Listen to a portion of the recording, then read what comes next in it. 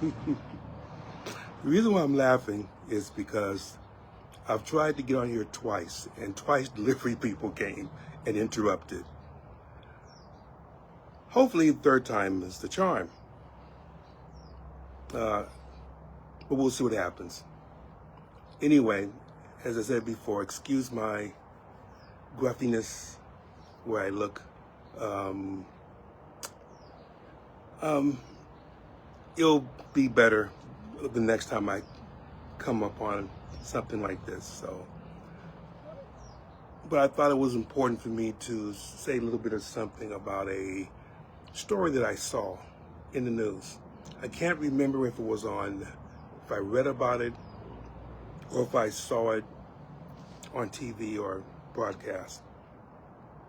And it was about the Arab nations, mostly Egypt and a few others, and their stance towards Hamas. I think for quite some time we had pretty much felt that regardless of what they felt about Israel and the Palestinians, and of course many of the Arab nations, they don't want any instability in their government, so they are stepping very carefully around Hamas.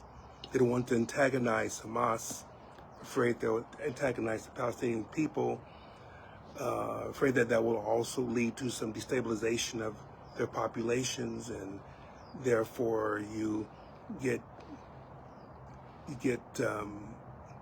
problems with governments, especially with governments falling and becoming even more extremist. And I saw this story about Egypt, and at about the same time that the European nations are gradually beginning to shift against Israel, or against their proclamation of no matter what, we're going to wipe out all the enemy, even if it means destruction of the Palestinian people. Many of the European, like for instance, France, Great Britain, probably some others are coming up, have begun to champion a Gaza with Palestinians in it, and therefore becoming more and more vocal in their opposition to Israeli interests. Now, that's one thing, and I kind of figured that was coming. What I didn't see coming was what the Egypt and some other Arab nations are trying to do now. And what they're trying to do in order to bring peace to the conflict is to tell Hamas, essentially, goodbye. In other words, the Palestinians can stay in Gaza, they can stay on the West Bank, but Hamas cannot have any role, either militarily or politically, in the Palestinians' lives. And part of it, I believe it's because the Arab nations, as much as they may want to stick it to Israel, they also don't want a chance that the downtrodden people in their own nations rise up and clamor to overthrow their government in place, to put in place a more extremist government, like what's happened in, for instance, Iran, or even more recently, the destabilization of Iraq, where as the as the downfall of Saddam Hussein paved the road for the rise of ISIS. And the reason why that's important is because Hamas is a very extremist organization. Hamas, Hezbollah, some of the others, their whole thing is the destruction of Israel, the wiping out of Israel. And of course, for Israel and most of the Western nations, that is a complete non-starter. But with Israel's pummeling the Palestinian people, and we have to be frank, no matter what you feel about Israel, no matter if you feel that they're God's people, and I believe that they are God's people from the Old Testament, as the Muslims used to call them, the people of the book, the Jews. Even with that, their way of dealing with the Palestinian issue has been, and it's not just in Gaza, whereas I'm not sure how many buildings are left standing. I think maybe, I'm just guessing, maybe 95% of all the buildings in Gaza are damaged or destroyed. So it's a huge rebuilding job, regardless of what takes place. Now, whether it's going to be the Riviera of the Mediterranean is something to be seen, but I don't think the Palestinians are going to stand for that. So that will maybe force Israel's hand. But not only there, but in the West Bank as well. Whereas settlers, after it's been agreed that the Palestinians can have the West Bank, Israeli settlers have come into that particular area, formed towns, and they've shot and killed Palestinians, taken over their spots. And they don't discriminate between Palestinians that belong to Palestinian and Palestinians whose citizenship is in America. They're killing them too. You're a Palestinian, I don't care where you come from. So, yes, Israel's God's people. And Lord has a plan for them. But I think the plan is going to be in spite of Israel instead of because of it. It will be because of their rejection of Christ and because of their actions that have caused the world to turn against them. It will snowball into what will take place in the last days. What I mean by last days is the last of the last days of this age, meaning the tribulation period. But I really didn't go and talk about that as much as the curious and growing Arab response to Hamas. Because what the Arab nations want is a land and a place for the Palestinians. And it's mainly because Egypt, Syria, Jordan, and other nations really do not want Palestinians in their land. They do not. People think that the Arab nations are all together. There are certain things they don't want. And they have historically not wanted Palestinians to be refugees in their area. They feel it will destabilize their nation and cause more extremist elements to attempt to overthrow their own governments. That they cannot have. But if Hamas is still trying to wage war against Israel for every last person, then what they're doing is essentially forcing the hands of the Palestinians to flee, unless all of them die. Many will stay, And in that case, if this keeps going, many of them will die. But it leaves a situation whereas the other Arab nations could be blamed for not harboring or protecting the Palestinians. So what do? You let the Palestinians govern themselves in Gaza and in the West Bank. Now, Israel will not go for that, especially the hardline Israelis, because they want one Israel. That includes Gaza, that includes West Bank, even includes Golan Heights.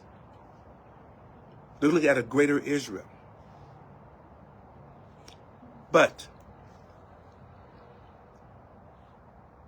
at the very least, the Arab nations would settle for just having having Gaza and the West Bank to be run by Palestinians. Maybe an autonomous region, so to speak, of Israel, or maybe something that's governed on an international basis. And what happens to Hamas?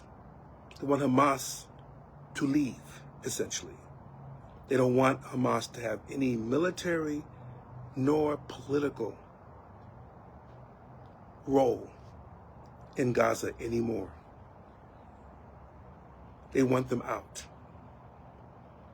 And you can see why. For as much as we in the Western world bang on Israel, and in many cases it's justified because of their actions, but Hamas did slaughter over 1,000 Israelis indiscriminately and took many hostage and allowed many of them to die in their under their watch. They built tunnels, and they have their headquarters and their various places stashed in hospitals and other places where civilians were. So if there's a target at a Hamas strong point, civilians are going to die, and did, and have died, because Hamas purposely placed the Palestinians in harm's way by mingling their headquarters with the people, schools, hospitals, other places where you see children around, or sick people, or others. And their gambit was that Israel would not dare bomb places where, of course, the people are. And they also would color their language with, you're all martyrs, you're going to have something happen. Well, many of the Palestinians did not want to be martyrs. They didn't want to be martyrs, and they did not want to see heaven at that particular time. They wanted to raise their family. They wanted to raise their kids. They wanted to grow up into at least semi-normal life. That's gone because of the activities. And Hamas has also threatened people into joining their forces. How that's just what do you call it? That's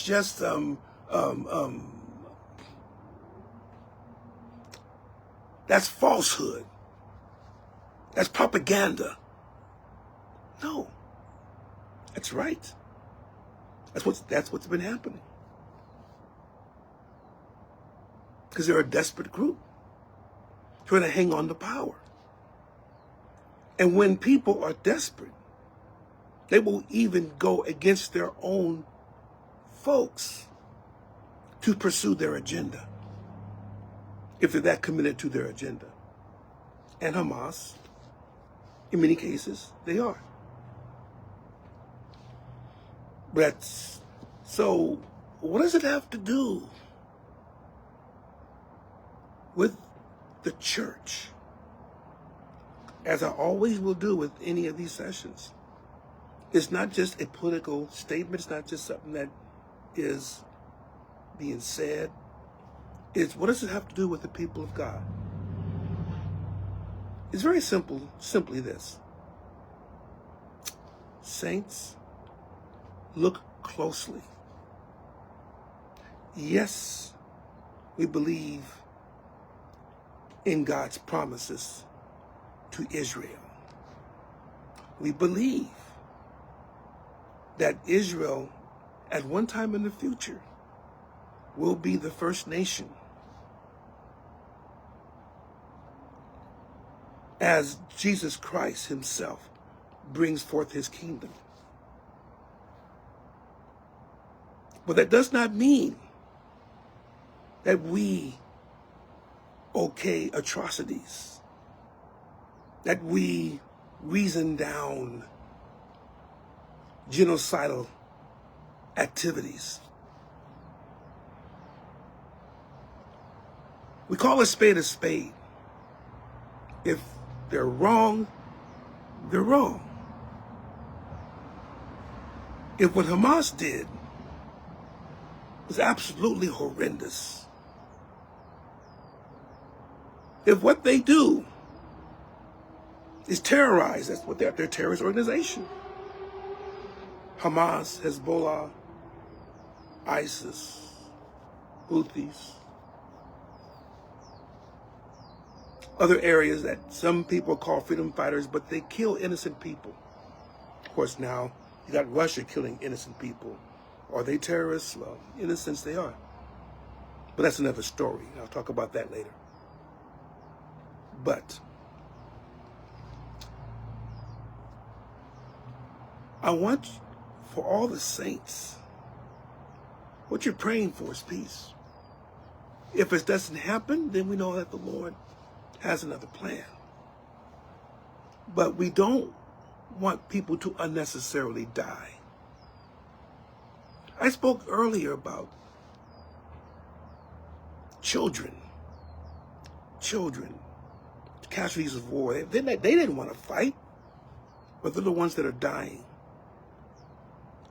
being blown up, being shot, starving to death, getting sick, suffering injuries because of the shrapnel. Maybe an ordnance that didn't explodes on them. They're the ones that are suffering more than anyone else. And they didn't call for this to happen. We can blame the Israelis. Okay. You can blame Hamas. Okay. You can blame the U.S., whether it was Biden first and now Trump. Okay? Still doesn't change the fact that innocent people are dying. And this development by Egypt and other Arab nations is huge. Because if they can get Hamas to leave because their support has eroded, then